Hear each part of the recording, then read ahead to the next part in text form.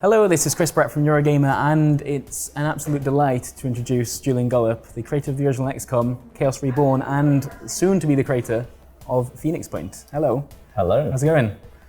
It's going great. I'm very tired. Yep. I'm very busy. It's the last day of E3, but we've managed to, you've managed to make some time for us to take a look at Phoenix Point and in its early stages. Very, very early stages, yes. Yeah. When do you have any idea when this game is going to be a thing that people can play? Is there even... Yes, we have a plan. We have a plan. It will be ready sometime in 2018. Okay, cool.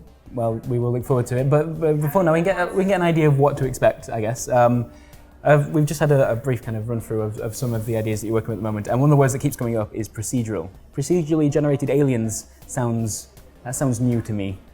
So what does that mean? It's brand spanking new, and what does it mean? Well, the aliens themselves originate from a virus, a microbe, which infects human beings and other Earth-based species, both in the sea, land and air, and is able to combine them in different ways and multiply and magnify elements. So you will see some very, very weird combinations of creatures. Some of which will be really nasty, some of which might be a little bit on the experimental side for the aliens, but the idea is that the aliens will always go through a mutation process once they start losing battles. And if they then develop some kind of creature which is successful in battle against you, the player, they will just start making more of them. So it's entirely based on the principles of evolution. That sounds very cool. So is that how you're going to handle the kind of the difficulty ramp, I guess, in this game? These mutations are reacting to the player's success. Exactly. Yes. That sounds very ambitious. How do you see it working in like a basic setup? So if you I can give you an example. Let's say, for example, you've developed some really good incendiary technology because the aliens just happen to be very vulnerable to fire. Yep. So the mutation mechanism they might go through is, there's a random element to it. It might be something that could just completely avoid that, something that burrows under the ground and comes up. Okay. Or it might be developing a particular type of armor or carapace which is just resistant to fire, or it could be creating a very, very fleshy creature that just doesn't stop when it gets burned. It's kind of, there's several ways that it could do it. And it won't always give you the same response. And sometimes the alien mutations might not work very well. Right. So there is an experimental nature to it. Yeah, exactly. So via the principles of evolution, it will arrive at something. And it does mean also that depending on how the player, how you as a player actually play the game, will result in a different gameplay experience because you'll get a different set of aliens. So I guess, will every player see something slightly different then, I guess? Just because of the nature of how that will and can work. Yeah. Yeah, that sounds very exciting. The enemy design in Phoenix Point, just from the early stuff that we've already seen, seems to be one of the coolest things that you're talking about. The size of the enemies as well is something that you're keen to We're going to have some massive monsters in this, which will scare the living daylight out of you because, as I said earlier, the aliens also magnify in scale. Something, if a giant spider-like creature does well, why not make it bigger?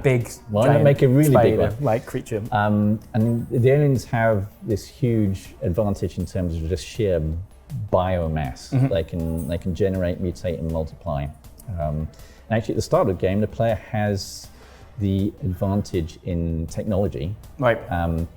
Oh wow, this is a switch around then for XCOM. Yeah, absolutely. You've got the advantages in technology and research. You also control the skies, even if you don't control the seas. Sure. So basically, the aliens control the seas. You control the skies, and the land is contentious because you have this alien mist which comes from the sea and it starts to encroach on the land.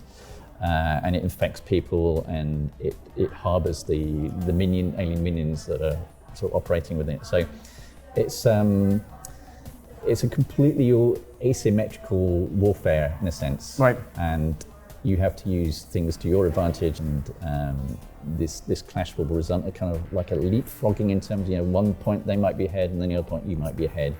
Absolutely. So like in past XCOM games, obviously, you've always tried to get that idea across that the aliens are not necessarily unlocking new research, but unlocking more powerful units as they arrive into the battle, and that's how the difficulty works. But this time it actually sounds like both you and the alien forces are trying to outlearn each other, I guess. Exactly. That sounds good. Very good, yeah. And so outside of the battle, actually no, one more thing about the battles themselves that we did see, I just wanted to mention with these large creatures.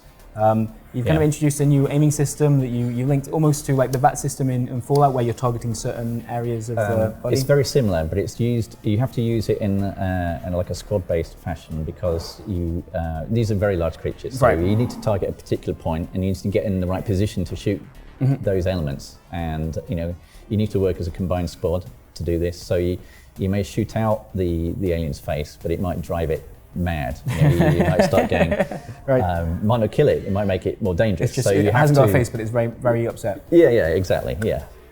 That sounds cool. So you have to you need to actually, with each of these creatures, you need to figure out how you're going to take it down. It's not just a question of, find the right weapon and reduce its hit points to 0. Nor is it, I guess, just the case of flanking to increase an aim bonus. It's actually, you want to be in this position so you can actually see the bit of the body you need to shoot. Exactly, yes. That sounds cool. All right, and moving on to the Geoscape side of things, the other half of an XCOM or a Phoenix Point game. Yes. This looks a little different too. So you're going back in some ways to the original XCOM formula. It is. You've got a rotatey, spinny, zoomy globe thing. I'm a fan. So it's actually based on some elements from XCOM Apocalypse, where you had a city with different factions and corporations, and they all had their own diplomatic relationships with each other. They had their own resources and technology. So in Phoenix Point, the world is divided into a number of factions which control these isolated havens. And because humanity has become so isolated from each other, they've developed off in different directions. They've got their own ideology, their own agenda, their own technology. Let's talk about the cult. I think that's a cool example. Yeah, so one of these factions is sort of interested in alien life in a way. It is a sort weird, of creepy way. Yeah, it's a bit creepy. It's a weird, wacky religious cult called Advena Domine, and they have alien DNA with humans, but still retaining human consciousness. They've actually developed their own technology to do this. Now, either by allying with them, trading with them, or just trying to take them over militarily, you will be able to use their technology for your own soldiers. So that's one example of how relationship with the factions can have a very distinctive effect on the actual path that you take. But some of those relationships will be conflict then? You will be fighting at times human factions then? There will inevitably be conflict, and particularly because the factions themselves will be fighting each other. So if you make an alliance with one, it sort of draws you into...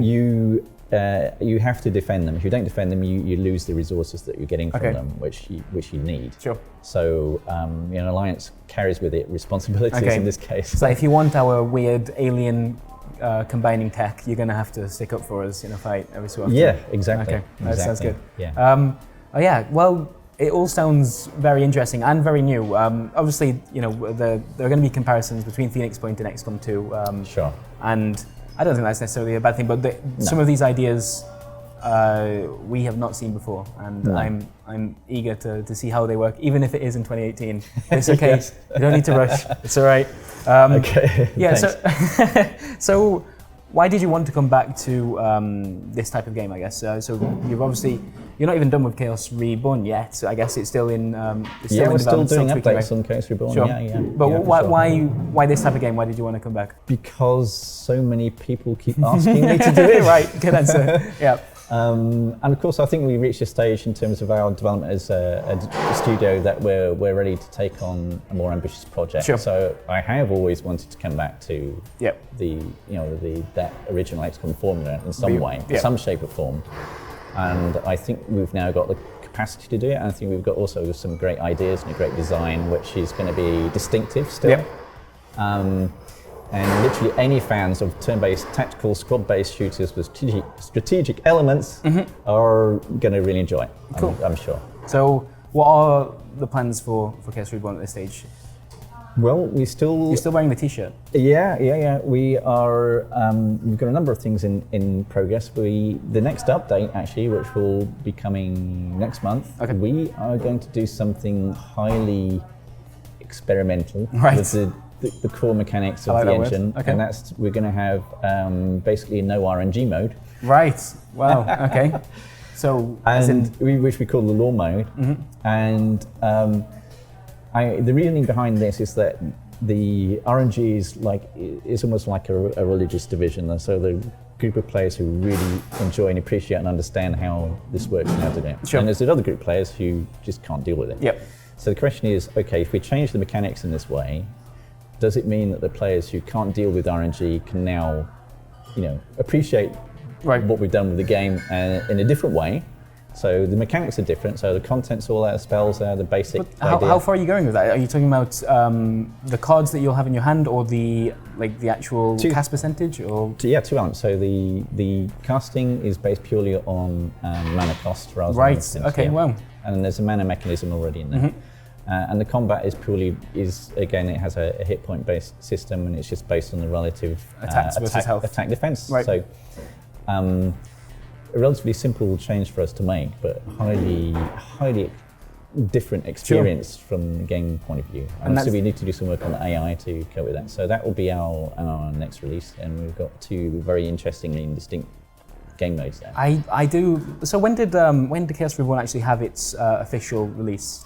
In October 2015. And when did it have its early access sort of release after the Kickstarter? In December 2014. I love that in 2016, halfway through 2016, you're still tweaking around and being like, you know what, we should do like a really different mode.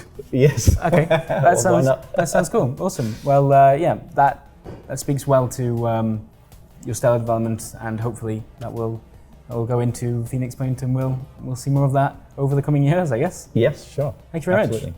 Thank you.